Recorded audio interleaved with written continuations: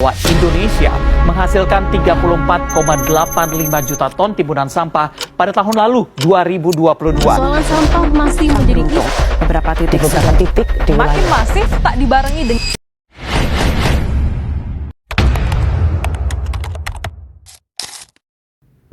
Di dalam satu kantong kecil saja, ada dunia yang kacau. Plastik bercampur sisa nasi, kertas yang basah, botol yang lengket, baterai bekas yang seharusnya tak boleh bercampur dengan makanan. Dan begitu semuanya bertemu, tidak ada lagi yang bisa dipisahkan. Tidak ada lagi yang bisa diselamatkan. Yang tersisa hanyalah tumpukan yang menggunung, menunggu waktu untuk menjadi masalah baru. Disinilah kami mulai memilah satu persatu, organik, plastik sekali pakai, botol, kertas, tekstil, logam, bahkan limbah B3. Setiap benda kecil yang kami temukan terasa seperti petunjuk tentang kebiasaan yang selama ini kita anggap sepele.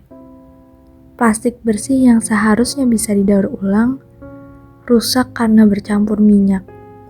Kertas yang masih bagus, hancur karena terkena sisa makanan. Dan sampah organik yang seharusnya bisa menjadi kompos, tertimbun oleh sampah anorganik. Setiap kategori sampah yang kami pisahkan membuka mata kami lebih lebar, bahwa bukan sampahnya yang bermasalah, tapi caranya dibuang. Ketika sampah tidak dipilah, dampaknya tidak berhenti di tempat sampah. Ia berjalan, merembes ke tanah, mengalir ke sungai, naik ke udara yang kita hirup. Lindi hitam dari sisa makanan yang bercampur plastik meresap jauh ke dalam tanah. Plastik yang kotor tidak bisa diproses kembali.